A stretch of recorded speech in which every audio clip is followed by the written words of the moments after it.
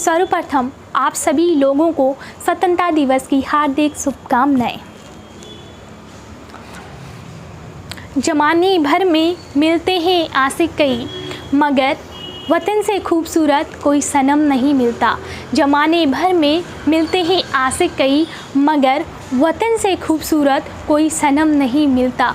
सोने में सिमट कर पैसों में लिपट कर, सोने में सिमट कर पैसों में लिपट कर मरे हैं कई, मगर तिरंगे से खूबसूरत कोई कफन नहीं मिलता। जब किसी देश में बाहरी देश की सत्ता स्थापित होती है तो उस देश के निवासियों को अपमान, अत्याचार तथा शोषण का शिकार होना पड़ता है। 15 अगस्त सन 1947 ईस्वी से पूर्व हमारा देश अंग्रेज़ों के अधीन था। भारतीयों ने कई पूर्ण 100 वर्षों तक अंग्रेज़ों के अधीन नरकतुल्क व दास्तापूर्वक जीवन बिताया। अंग्रेज भारत में आए तो व्यापार के लिए थे और उन्होंने भारत में व्यापार करने के लिए ईस्ट इंडिया कंपनी की स्थापना की। धीरे धीरे वे यहाँ के शासक बन गए। उन्होंने भारतीय जनता का हितों का ध्यान नहीं रखा, क्योंकि उनका तो सिर्फ एक ही उद्देश्य था, भारत को लूटकर अधिक मुनाफा कमाया जाए। आज सलाम है उनको जिनके कारण ये दिन आता है। आज सलाम है उनको जिनके कारण ये दिन आता है। खुशनसीब होती है वो माँ, खुशनसीब होती है वो माँ जिनके बच्चों का बलिदान इस देश के काम आता है। सन 1943 ईस्वी में सुभाष चंद्र बोस द्वारा टोक्यो में रेडियो द्वारा एक स्पीच दिया गया, जिसमें उन्होंने कहा कि अंग्रेज़ों से आशा करना बिल्कुल व्यर्थ की बात है कि वो हमारा साम्राज्य छोड़ देंगे। हम सभी लोगों को भारत के अंदर और भारत के बाहर रहकर अपने देश को आज़ाद कराना चाहिए। उनकी इस बात से प्रफुल्लित होकर रासबिहारी द्वारा आज़ाद हिंद फौज का नेतृत्व सुभाष चंद्र बोस को सौंप दिया गया। आज़ाद हिंद फौज में सबसे ज़्यादा युवा हमारे उत्तराखंड से भर्ती थे।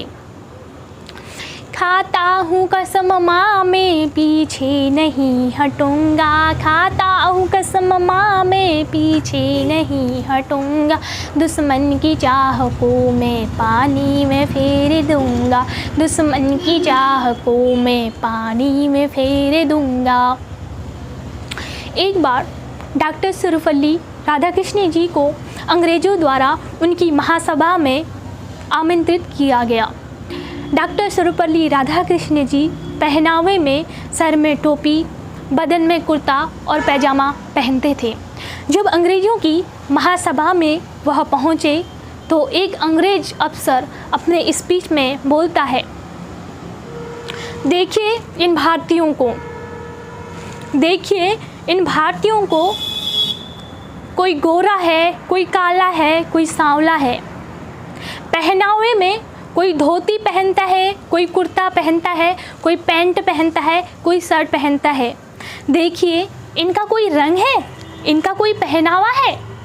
सब ज़ोर ज़ोर से हंसने लगे, बड़ी ज़ोर ज़ोर से हंस रहे थे, क्योंकि सब अंग्रेज जो थे एक ही रंग के थे। सारा लोगों का जो है पहनावा एक ही था। डॉक्टर सर्वपल्ली राधाकृष्ण जी बड़े ही शांत ढंग से सुन रहे थे और बड़ी विनम्रता के साथ बोले, सही कहा साहब आपने, सही कहा साहब हमने। हम भारतीयों का अलग अलग रंग है, अलग अलग कपड़े पहनते हैं, लेकिन साहब घोड़े अलग अलग रंग के होते हैं, साहब घोड़े अलग अलग रंग के होते हैं, लेकिन गधे एक ही रंग के होते हैं। इतना सुनते ही सारे अंग्रेज़ों का सर शर्म से नीचे झुक गया और कोई भी कुछ भी नहीं बोल पाया। आज आ जाते हैं ये चमन, ये हमारा वतन, ये हमारा वतन। यह आज़ादी हमें ऐसे ही नहीं मिली। कई प्रयासों के बाद 15 अगस्त सन 1947 ईस्वी को हमारा देश आज़ाद हो गया। यह आज़ादी पाने के लिए न मालूम कितनी माँओं ने अपनी गोश्त सूनी की और न मालूम कितनी बहनों ने अपने भाइयों को अंतिम विदा दी और न मालूम कितनी पत्नियों ने अपने पतियों को आज़ादी के यज्ञ में होम कर दिया, तब जाकर मिली ये आज़ादी हमें। दोस्तों, मैं अपने स्पीच को ज़्यादा लंबा नहीं खींचूंगी और यहीं पर अपनी वाणी को विराम देती हूँ।